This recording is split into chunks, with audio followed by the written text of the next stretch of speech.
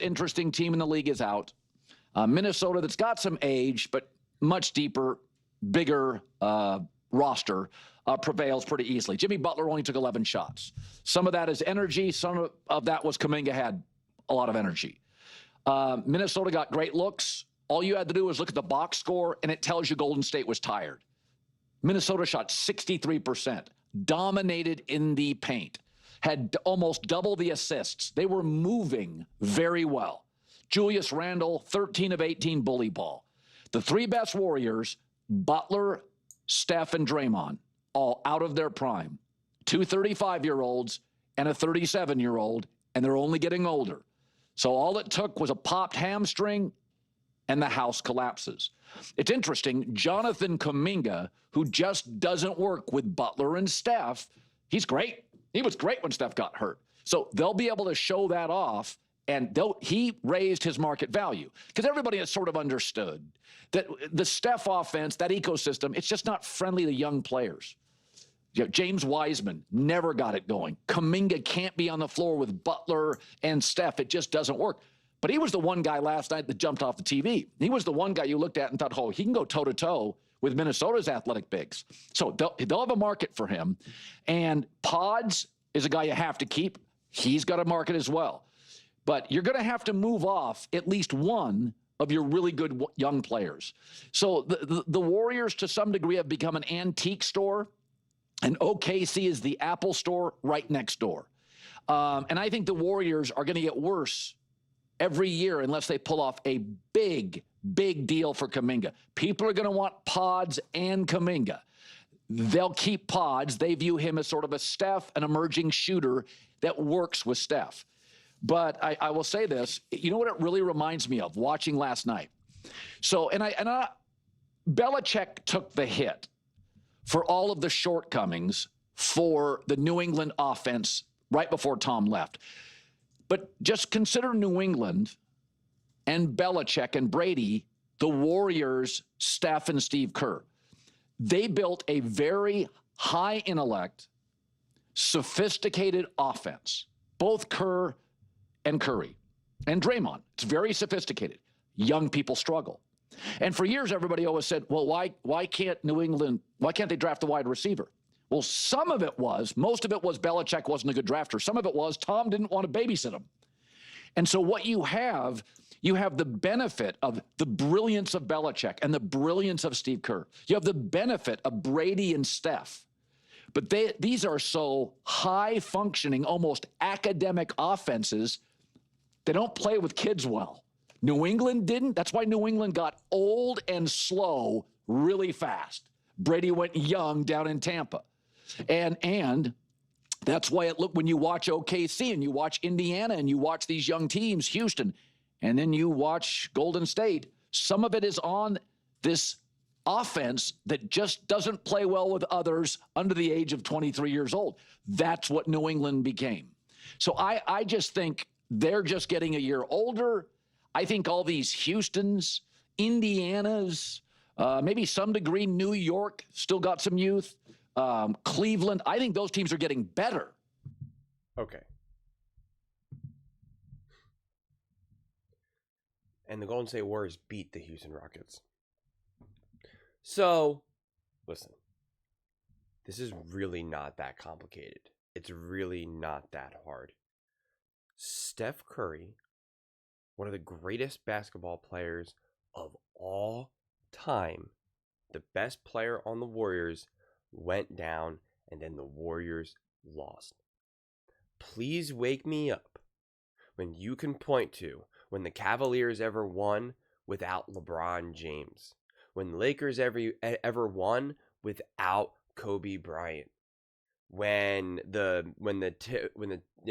Milwaukee Bucks ever won without Giannis, like when the Nuggets win without Jokic. What are we saying here? Seriously. Like, and it's just like, that is the explanation. I really, truly believe that the Warriors would have beaten the Timberwolves. I totally would admit if I didn't think so, if Steph was back. I would have said, even with Steph there, it still feels like they would have struggled. I believe that they would have won. I really do, considering how they were playing without him. And notice how the one game that he played, and he only played like 12, 13 minutes, they won that game. And Steph Curry was just dominant in that game, averaging a point a minute. I mean, he was just ready. And it's a bummer. At the end of the day, man, we were robbed of a great series. I'm not guaranteeing that the Warriors would have won. And it's funny because that triggers Timberwolves fans.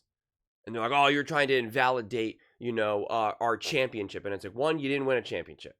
And they were like, oh, well, I got in a conversation with someone where he's like, oh, it's not fair when the Warriors won their first title. They play teams with all injuries. And it's like, let me know when the Warriors really beat all these teams throughout their run when LeBron wasn't playing, when James Harden wasn't playing, when KD or Russ weren't playing, when Jason Tatum and Jaylen Brown weren't playing. Like, let me know when that happened, because it never did. It never did. And they certainly didn't beat a team that was missing like their all-time great player who's their number one player. Did they beat some teams with some injuries? Of course they did. That's basketball. That's what happens throughout the playoffs. Of course. The closest you can get to that is against the Spurs when Kawhi Leonard went down. And I'm pretty sure that was the year that I think that was the year that they ended up losing anyway to LeBron James and the Cavaliers. I think, I forget exactly. At this point, it was like a decade ago. But even so, people called them out for it. But like, you're missing Steph Curry, a truly transcendent, larger than life player. Now, would I say that you want to run this team back? No, because they are older. And you do run into the same problems in the playoffs. Jimmy Butler's older, Draymond's older, Steph Curry's older. It's a hard grind. You do need a great 24, 25-year-old player.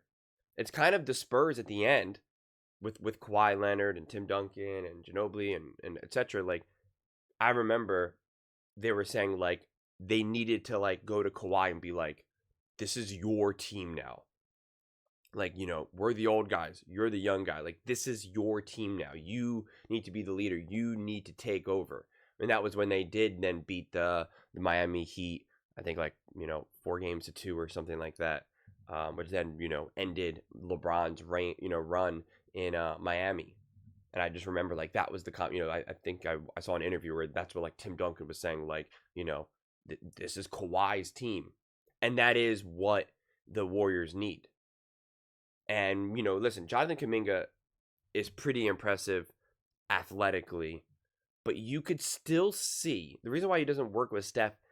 You can see that he can do some awesome physical things, but he still takes shots at a weird time. He still gets caught. When you watch him play, there's still this feeling of like, I'm just watching someone who's so athletically gifted play basketball rather than watching someone who is like a great basketball player playing great basketball. And there's a difference. There's absolutely a difference. And so it is harder to have Kuminga there then and say, here, lead this team. Because so far, at least right now, he's not capable of doing it. If he was, then he would be playing with Steph and Draymond and company. And the truth of the matter is that with Kuminga leading the team, they couldn't beat the Timberwolves. With Kuminga off the court and Steph playing and Draymond and Jimmy Butler playing, they beat the number 2 seed, the Houston Rockets, who were a great team. A lot of people had them going to the finals. So, listen, would they have beat the Nuggets or OKC? I have no idea. The Warriors, I have no idea. But to try to pretend like that this series wasn't compromised with Steph Curry missing is just one of the most insane takes ever. I mean, you could be the biggest Timberwolves fan, and you're really gonna act like having Steph Curry not there doesn't matter? Like, that's insane. That is absolutely insane. That's like if the Eagles beat the Kansas City Chiefs with Carson Wentz as the quarterback. You didn't beat the Chiefs. Patrick Mahomes wasn't playing. Doesn't matter. It's just different. And again, credit to the Timberwolves. I think the Timberwolves have a great chance to go the distance. But like, we're not gonna we all, just for the sake of conversation, just for the sake of the NBA and views and clicks and media, we don't have to pretend like this was a real series with Steph Curry not there. Let me know when we would do that with Giannis not there, with LeBron not there, with Jokic not there, with Steph not there. I mean, it's just kind of crazy. It really is. It really, really is. It's not. These are not real series when the absolute stars, the ones who are responsible for essentially like 90% of the team's production, when they're missing, and now you think that you're going to be able to replace it with random bench players. Guys, this isn't like a Disney Channel original movie here, man. This is real life. This is the NBA, a star-driven league. What happened to the Mavs when Luka was gone? I mean, what are we doing here? LeBron and Luka on the same team still couldn't win. And now we're going to act like the Warriors. We're going to judge them based on what they look like without Steph Curry? Come on. It's a shame. This was a year that I really believe that they could have won the title. It's a bummer. It really, really is. Injuries, man. It's the worst part of sports. But those are just my thoughts. I'd absolutely love to hear yours. What do you guys all think about the Warriors? Has the Warriors title window closed? What did you make of this series? Let me know in the comments below. I read every single comment, so whether you agree with me or disagree with me. Either way, let's get in some discussions. Let's get in some fights. But ultimately, let's just have some fun. And please do consider subscribing. We are building an amazing community here, and I absolutely love to see you part of it. I want to build something that we all genuinely feel connected to. Something that we're really excited to be part of. I think we're well on our way to doing it. And please don't forget to give this video a thumbs up, as it really does help with visibility and the algorithm. Thank you so much. See you next time.